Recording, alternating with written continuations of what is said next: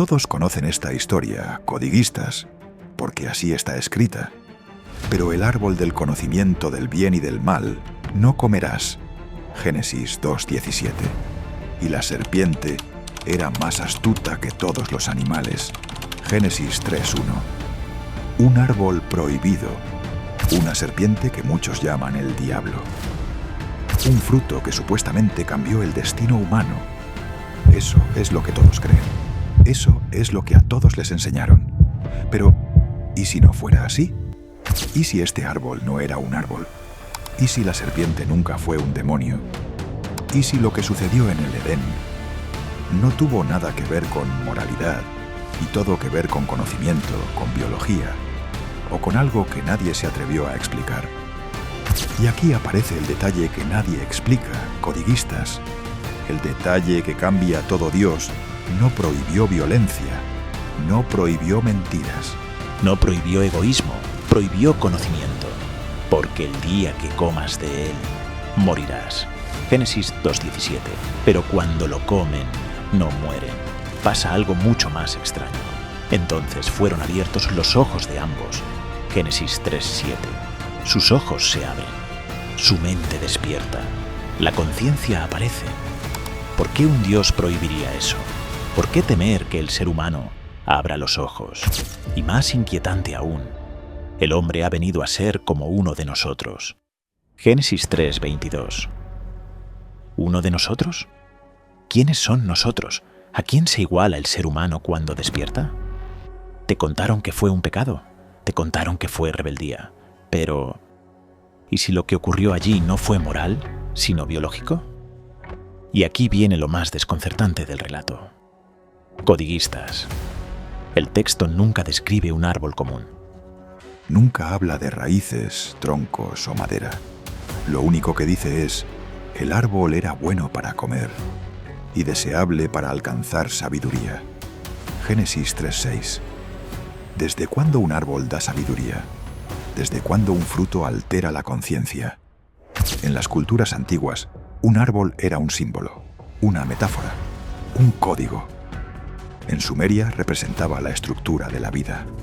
En Babilonia, la conexión entre el cielo y la tierra. En la Cábala, el mapa interno del ser humano. Y en la Biblia, es el único árbol que no da alimento sino conocimiento. ¿Qué clase de fruto despierta la mente? ¿Qué clase de árbol cambia la percepción humana? ¿Y por qué ese árbol tenía que permanecer prohibido? Te dijeron que era una manzana, te dijeron que era moral, pero nada de eso encaja, porque este árbol no era botánico, era simbólico, profundo y quizá biológico. Y ahora llegamos al personaje más malinterpretado del relato. La serpiente, codiguistas. Porque el texto dice: la serpiente era más astuta que todos los animales. Génesis 3:1. Pero en ningún versículo dice que era Satanás. Eso vino miles de años después.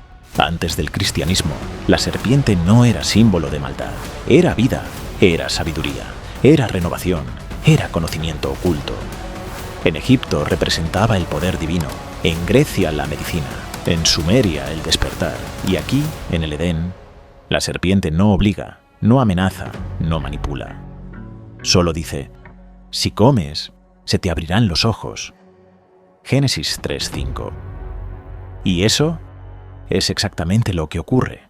No es magia. No es engaño, es despertar. La serpiente aparece justo en el momento en que el ser humano está a punto de activar algo dentro de sí. Algo que el árbol representaba. Algo que no debía ser alcanzado todavía. Pero si la serpiente no era un enemigo, ¿qué era? ¿Y qué estaba intentando activar? Y aquí aparece la parte que nadie menciona, codiguistas. Cuando Adán y Eva comen del fruto, su cuerpo no cambia, su piel no cambia, su salud no cambia, no mueren, no se enferman, no se transforman físicamente. Pero la Biblia describe algo mucho más extraño. Entonces fueron abiertos los ojos de ambos. Génesis 3:7. Y abren los ojos, no los físicos, los de la conciencia. De repente sienten vergüenza, se reconocen a sí mismos. Distinguen dualidad. Nace el yo, nace el juicio, nace la mente humana tal como la conocemos. ¿Qué tipo de fruto hace eso? Ninguna manzana lo explica. Ningún árbol literal provoca un salto cognitivo. Esto no suena a un castigo moral. Suena a un interruptor interno. A un despertar neurológico. A algo que activa procesos mentales que antes no existían. ¿Fue el árbol una metáfora de un cambio biológico? ¿Una advertencia genética? ¿Un límite impuesto para que el ser humano no despertara demasiado rápido? Porque después del fruto, el ser humano no se vuelve corrupto, se vuelve consciente. Y eso fue lo que cambió la historia.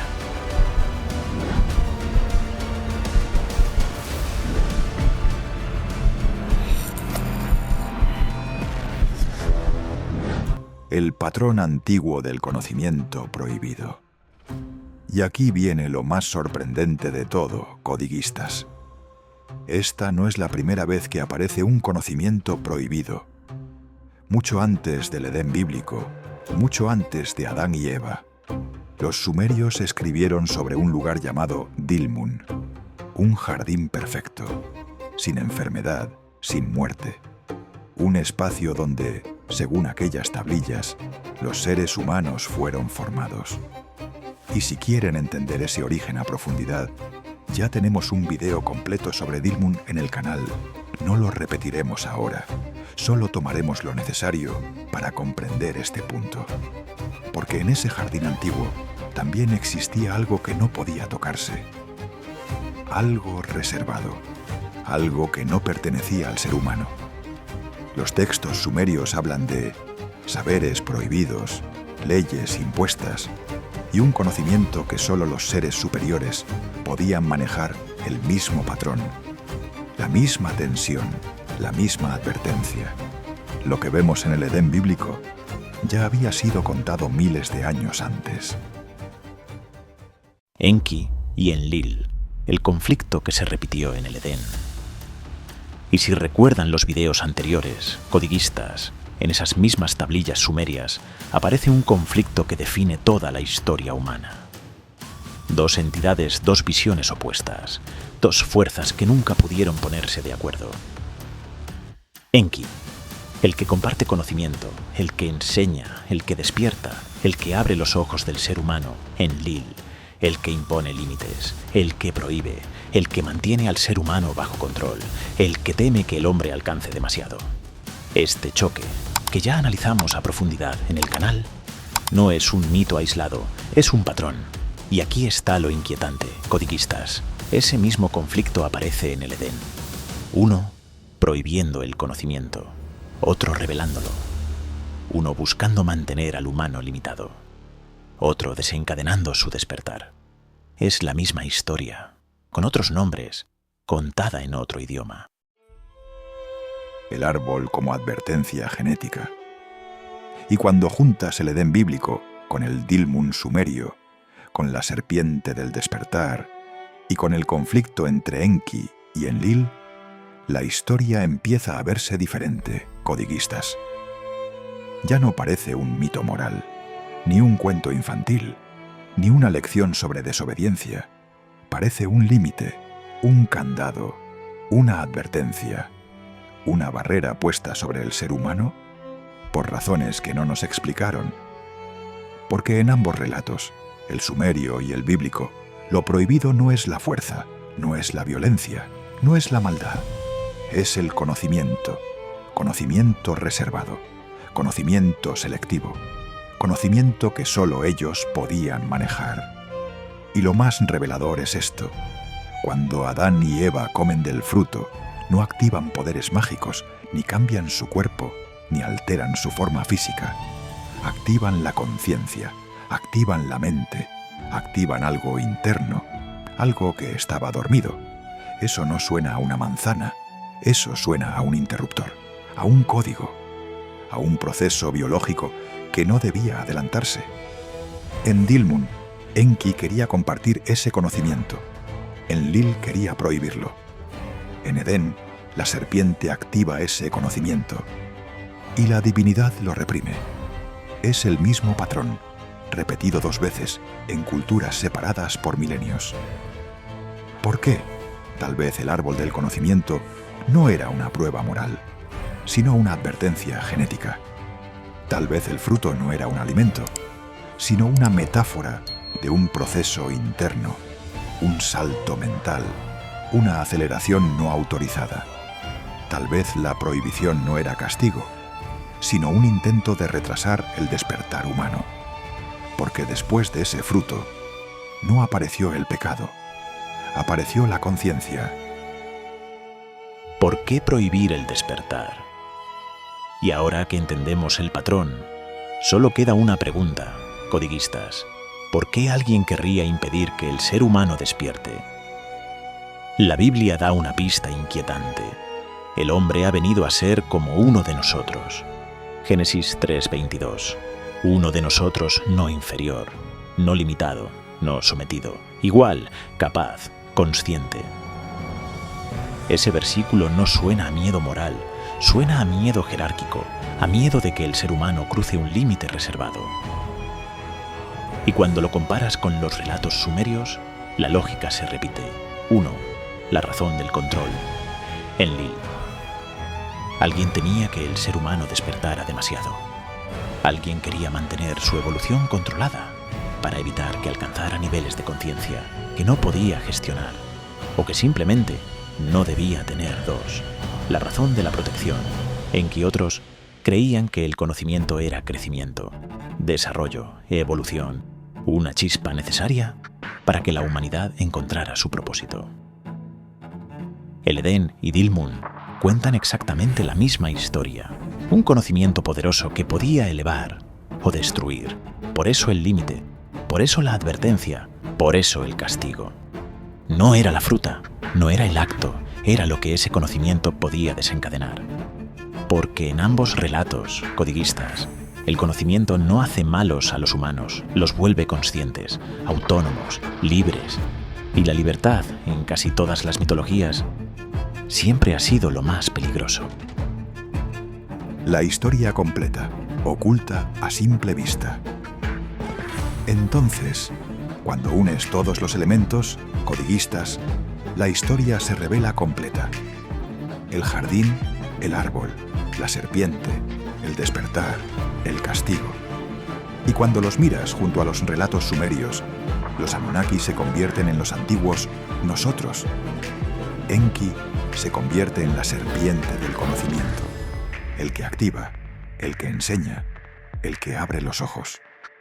Enlil se convierte en la voz que prohíbe, el que impone límites, el que controla, el que teme que el humano despierte demasiado rápido. Dilmun se convierte en el primer Edén, el prototipo del jardín perfecto, donde el conocimiento era reservado y donde la humanidad fue moldeada bajo leyes estrictas. Y el árbol del conocimiento, en lugar de ser un árbol literal, aparece como lo que siempre fue, un símbolo de algo más profundo, un código, una activación, un paso evolutivo que no podía darse sin consecuencias. La Biblia dice, el hombre ha venido a ser como uno de nosotros. Génesis 3:22. Y las tablillas sumerias dicen que había un grupo de seres superiores cuidando, moldeando y controlando al ser humano en un jardín muy similar. No son historias opuestas, son espejos, 2 versiones del mismo miedo. El temor a que el ser humano despierte, a que abra sus ojos, a que cruce un límite reservado para seres superiores. Por eso el árbol, por eso la serpiente, por eso el castigo, no era sobre una fruta, no era sobre una desobediencia, era sobre el poder del conocimiento y el impacto irreversible de tener conciencia. Un conocimiento que podía elevarlos o destruirlos. Un conocimiento que dividió a los dioses. Unos querían darlo, otros querían ocultarlo. Y ese conflicto, desde Dilmun hasta el Edén, cayó sobre un solo punto, el momento exacto en que el ser humano encendió su conciencia por primera vez. Tal vez ese fue el verdadero pecado original. No comer un fruto, sino despertar. Y tal vez esa advertencia genética aún sigue viva hoy, codiguistas, porque cada vez que ustedes despiertan, rompen un límite que alguien quiso mantener cerrado.